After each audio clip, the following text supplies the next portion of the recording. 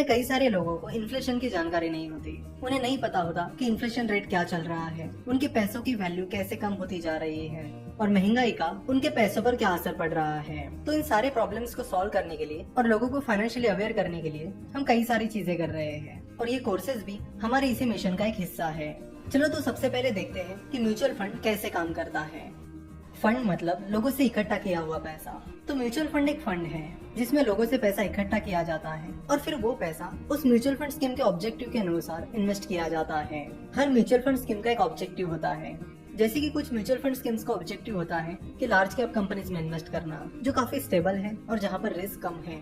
हर mutual fund scheme के लिए fund manager होते हैं। तो जिन लोगों को उस म्यूचुअल फंड स्कीम का ऑब्जेक्टिव पसंद आता है और साथ ही उस फंड मैनेजर की इन्वेस्टमेंट स्किल्स पसंद आती है और उस स्कीम से जुड़ी बाकी कुछ चीजें पसंद आती है, वो लोग उस म्यूचुअल फंड स्कीम में इन्वेस्ट करते हैं।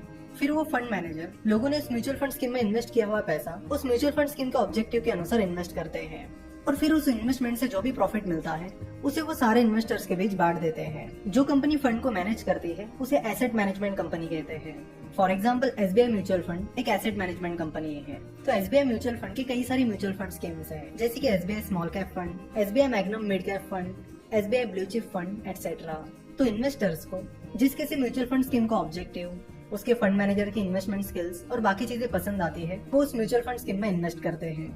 For example SBI mutual fund की एक स्कीम है जिसका नाम है SBI ब्लू चिप फंड। चलो तो देखते हैं कि SBI ब्लू चिप फंड का ऑब्जेक्टिव क्या है। किसी भी म्यूचुअल फंड स्कीम का ऑब्जेक्टिव आपको उस म्यूचुअल फंड स्कीम के scheme information document that is SID में मिलता है। SID के बारे में हम आने वाले कुछ एपिसोड में डिटेल में चर्चा करने वाले हैं। तो SBI ब्लू चिप फंड का ऑब्जेक्टिव है to provide investors with opportunities for long-term growth in capital through an active management of investments in a diversified basket of large cap equity stocks। यानी उनका ऑब्जेक्टिव है कि अलग अलग sectors के large cap companies में invest करके investors को लॉन्ग टर्म ग्रोथ अपॉर्चुनिटीज देना। तो जिन लोगों को इस म्यूचुअल फंड स्कीम का ऑब्जेक्टिव सही लगता है, इस म्यूचुअल फंड स्कीम की फंड मैनेजर मिस सोहिनी अंदानी की इन्वेस्टमेंट स्किल्स अच्छी लगती है और बाकी चीजें भी सही लगती है, वो लोग इस म्यूचुअल फंड स्कीम में इन्वेस्ट करेंगे। लोगों का पैसा मैनेज करने के बदले में वो म्यूचुअल फंड कुछ फीस चार्ज करते हैं जिसे मैनेजमेंट फी कहते हैं। म्यूचुअल फंड्स मेनली दो एसेट क्लासेस में इन्वेस्ट करते हैं, डेट और इक्विटी। चलो तो डेट और इक्विटी को डिटेल में समझते हैं।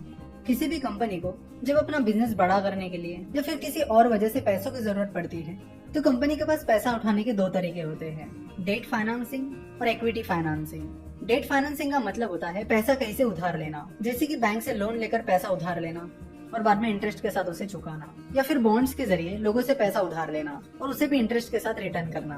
तो जो डेट फाइनेंसिंग होती है उसमें कंपनी पैसा उधार लेती है और फिर वो पैसा इंटरेस्ट यानी ब्याज के साथ रिटर्न करती है। कंपनी लोन लेकर या बॉन्ड्स, डिबेंचर्स और बाकी कई सारे डेट इंस्ट्रूमेंट्स का यूज करके पैसा उधार ले सकती है। वही इक्विटी फाइनेंसिंग में कंपनी की कुछ हिस्सेदारी बेचकर पैसा उठाया जाता है और फिर जिन लोगों से पैसा उठाया जाता है वो कंपनी के शेयर होल्डर यानी भागीदार बन जाते हैं।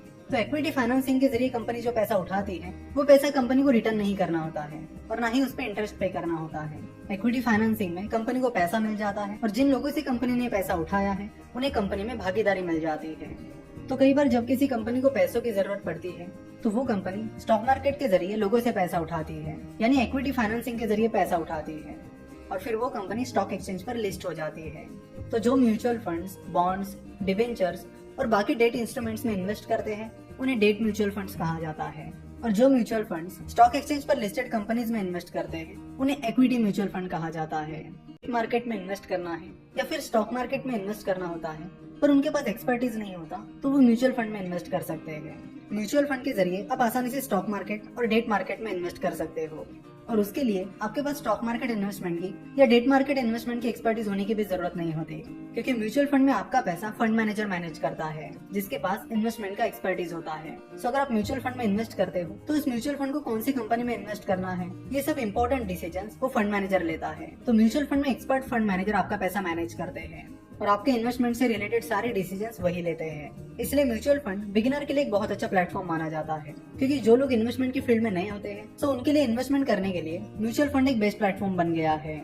जब आप किसी इक्विटी म्यूचुअल फंड में इन्वेस्ट करते हो तो आपका पैसा स्टॉक एक्सचेंज पर लिस्टेड किसी कंपनी में इन्वेस्ट किया जाएगा और फिर वो पैसा कौन सी कंपनी में इन्वेस्ट किया जाएगा, उसके लिए क्या एनालिसिस करना होता है, ये सारी चीजें उस म्यूचुअल फंड स्कीम का फंड मैनेजर देख लेता है।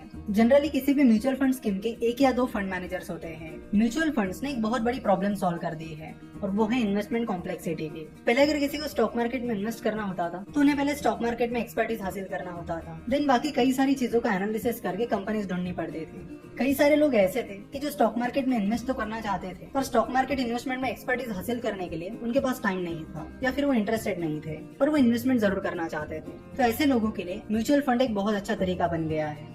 सेम थिंग डेट मार्केट के बारे में भी लागू होती है। बहुत सारे लोग गवर्नमेंट बॉन्ड्स और बाकी डेट इंस्ट्रूमेंट्स में इन्वेस्ट करना चाहते थे पर उन्हें पता नहीं था कि इसकी प्रोसेस क्या होती है, कैसे किया जाता है। तो अब डेट म्यूचुअल फंड के जरिए वो आसानी से डेट इंस्ट्रूमेंट्स में इन्वेस्ट कर सकते हैं। तो जिन लोगों को स्टॉक मार्केट में इन्वेस्ट करना है पर उनके पास स्टॉक मार्केट का एक्सपर्टीज नहीं है, ऐसे लोग इक्विटी म्यूचुअल फंड में इन्वेस्ट कर सकते हैं। सिमिलरली जिन लोगों को डेट मार्केट में इन्वेस्ट करना है पर उनके पास डेट मार्केट का एक्सपर्टीज नहीं है, वो लोग डेट म्यूचुअल फंड्स में इन्वेस्ट कर सकते हैं। तो इस तरह म्यूचुअल फंड्स ने इन्वेस्टमेंट्स को आसान कर दिया है। अब हम बात करेंगे उस सवाल के बारे में जो लगभग हम सभी के दिमाग में आता है, वो ये है कि क्या म्यूचुअल फंड सही में सही है। पिछले 1-2 सालों से म्यूचुअल फंड सही की कई सारी एडवर्टीजमेंट चल रही है जिसमें बताया जा रहा है कि म्यूचुअल फंड सही है। तो क्या सभी के लिए म्यूचुअल फंड सही है? तो जवाब है नहीं, म्यूचुअल फंड सभी के लिए सही नहीं है। अगर आप म्यूचुअल फंड में इन्वेस्ट भी करना चाहते हो तो आपके पास इतना नॉलेज होना चाहिए जिससे आपको पता चले कि आपको कौन सी म्यूचुअल फंड स्कीम चुननी है। इस कोर्स में आगे हम ये भी सीखने वाले हैं कि किसी पर्टिकुलर म्यूचुअल फंड स्कीम को कैसे चुने। पर जिन लोगों के पास ये नॉलेज है ही नहीं, उन्हें पता ही नहीं कि म्यूचुअल फंड स्कीम को कैसे चुना जाता है, उनके लिए म्यूचुअल फंड सही नहीं है। वैसे आपको बता दो कि इंडिया में 2000 से ज्यादा म्यूचुअल फंड स्कीम्स हैं। उनमें से वो म्यूचुअल फंड स्कीम्स चुनना जो आपके रिक्वायरमेंट को सूट कर रही है, ये कोई आसान काम नहीं है। उसके लिए भी आपको एनालिसिस करना होता है म्यूचुअल फंड स्कीम्स का, उनके फंड मैनेजर्स का और उस म्यूचुअल फंड स्कीम की परफॉर्मेंस और स्ट्रेटेजी का। अगर कोई शख्स पिछले कई सालों से एफडी में इन्वेस्ट कर रहा है और वो डायरेक्टली म्यूचुअल फंड में इन्वेस्ट करना स्टार्ट कर देता है तो उन्हें पहले म्यूचुअल फंड के बारे में समझना होगा कि म्यूचुअल फंड कैसे काम करते हैं, म्यूचुअल फंड स्कीम्स कैसे काम करती है, उन स्कीम्स को कैसे चुना जाता है, एक्सेट्रा।